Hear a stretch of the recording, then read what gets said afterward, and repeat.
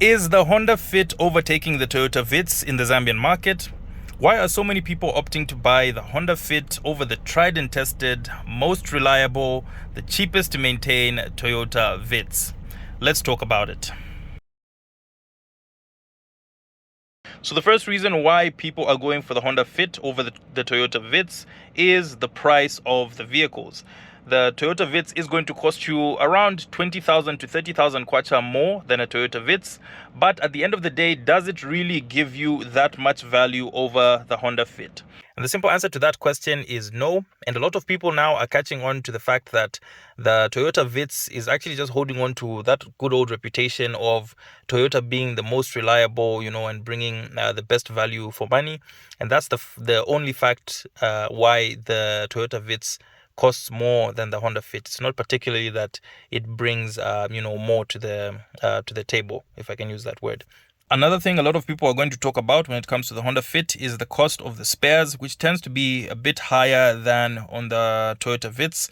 But with Toyota, there's a much higher chance of you getting, low quality parts, or even just parts that are, we call them gongas here in Zambia, fake parts that, end up not even lasting you long. But when it comes to Honda, you're going to get parts that are slightly more expensive, but the likelihood of them being gongas or not genuine is much lower. But when it comes to these Honda Fits, there are some components that you might find hard to find. But these days, the general parts, like your shock absorbers, ignition coils, spark plugs, and things that are considered general maintenance that you need on these cars, you are pretty much going to easily be able to find anywhere, because a lot of suppliers have now put this stuff on the shelf, and they know that these cars are popular and they're able to move those units quickly and make their money. So for both of these cars, you're going to get two engine options, a 1.3 liter and a 1.5 liter. For the Honda Fit, that's the L13A for the 1.3 liter. And then for the 1.5 liter, you're getting the L15A. In the Toyota Vitz, your 1.3 liter is going to be the 1NR. And then your 1.5 liter is going to be the reliable 1NZ engine. Toyota Vitz used to have the upper hand because it had the 1 liter 1KR, but everybody knows, the reputation of the 1KR has been very bad here in Zambia.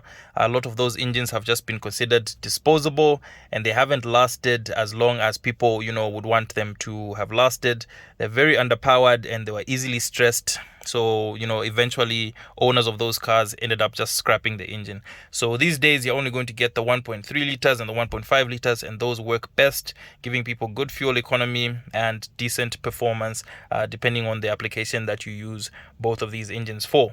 Both of these engines are very reliable, with an average lifespan of about 250,000 to 300,000 kilometers, and that's if you're taking very good care of these engines. So both of these cars have VVTi systems. In the Honda Fit, it's called iVTEC, and in the Toyota Vitz, obviously, it is called VVTi, which everybody knows. And when it comes to these modern engines that have VVTi systems, you can no longer get away with, cheaping out on your oil, using cheap oil, or using, cheap parts for different things in the car.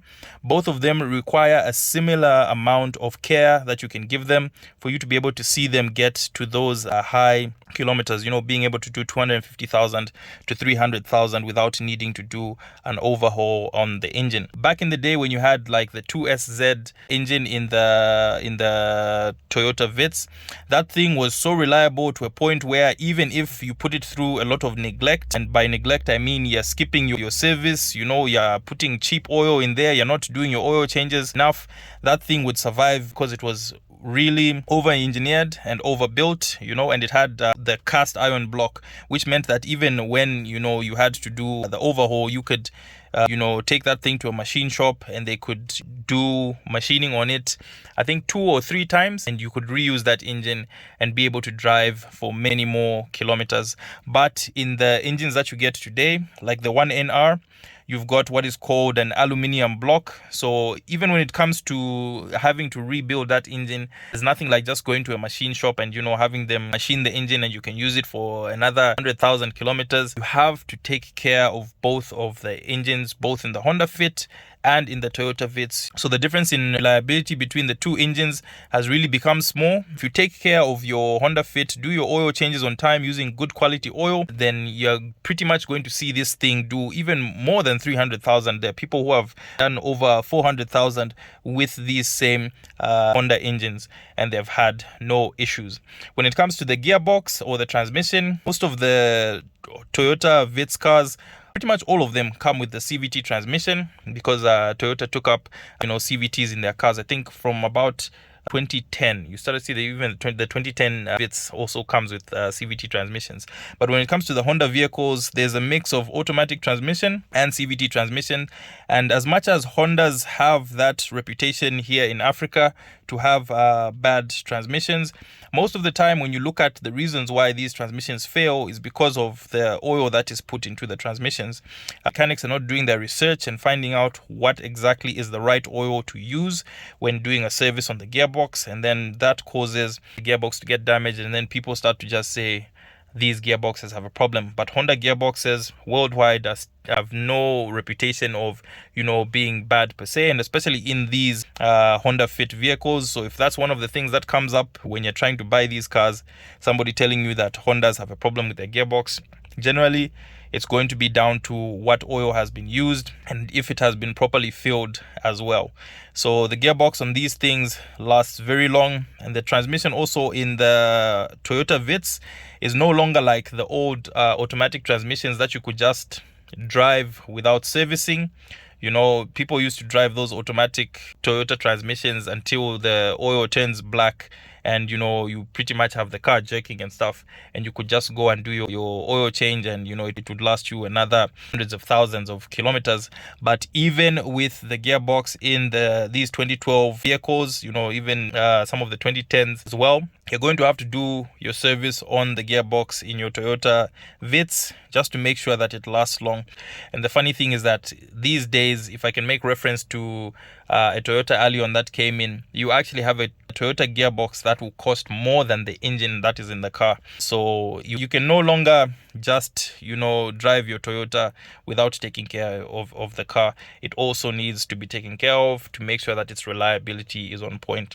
So the Honda Fit, very reliable. Even here at the workshop, I think we've only got these things coming for like a fuel pump replacement, spark plugs, simple things like that.